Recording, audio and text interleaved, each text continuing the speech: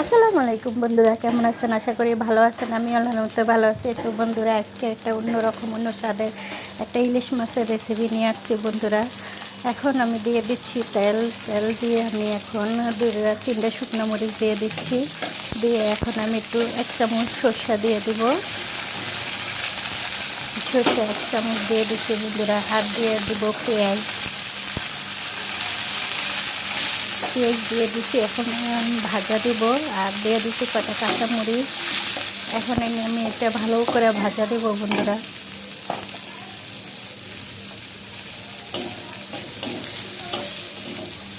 ভাজা দেওয়ার পরে এখন আমি দিয়ে দিব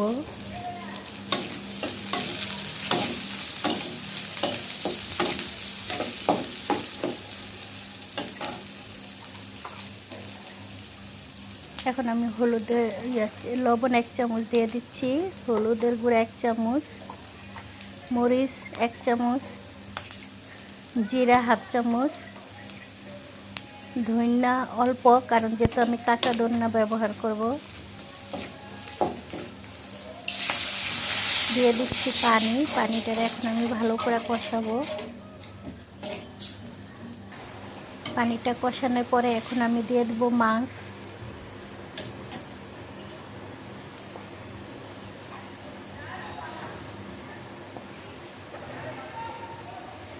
দিয়ে দিচ্ছি আমি 3 পিস ইলিশ মাছ, আর সাথে এখন আমি জলপাই দিয়ে দেব।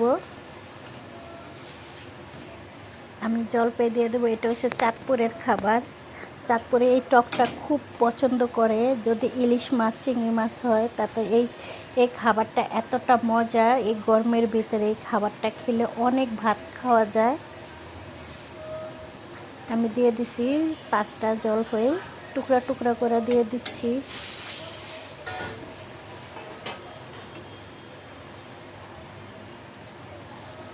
এখন এটা আমি ভালো করে রান্না করে নিব বন্ধুরা। আর আমার ভিডিওটা যেখান দিয়ে দেখছেন লাইক কমেন্ট শেয়ার করে দিন, ভালো লাগলে সাবস্ক্রাইব করে দিন বন্ধুরা। আর এই ঝোলটা কিন্তু একদমই পাতলা হবে, একদম সাদা মাটা খাবার। এই গরমের ভিতরে এই খাবারটা যদি গাছের নিচে বসে ভাতের সাথে খেতে পারে, তাহলে আপনি নর্মালি না হলেও 2-3 প্লেট ভাত খাওয়া যাবে।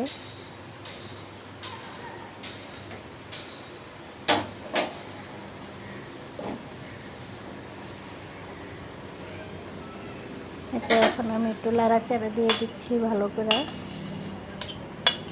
আর আগেরকার গ্রামের যে ভাত খেতে গেলে মানুষ আগে হাতে দেখতো হাতটা হলুদ হয়েছে কি না। এখন তো হলুদটা কম খাওয়া পড়ে। আর আমার ভিডিও বানাইতে ভয়েস দিতে গেলেই প্লেন যাবে, ট্রেন যাবে, একটা না একটা শব্দ থাকবে। এখন আমি দিয়ে দিচ্ছি ধনিয়া পাতা,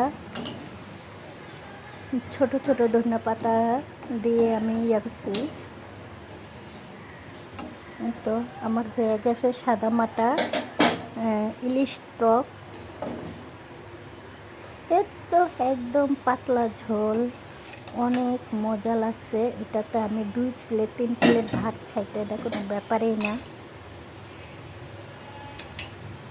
আপনাদের কাছে কেমন লাগে জানি না, কিন্তু এটা চাঁদপুরের কাছে খুবই ফেভারেট একটা খাবার। এক একটা দেশের এক একটা খাবার ফেভারেট।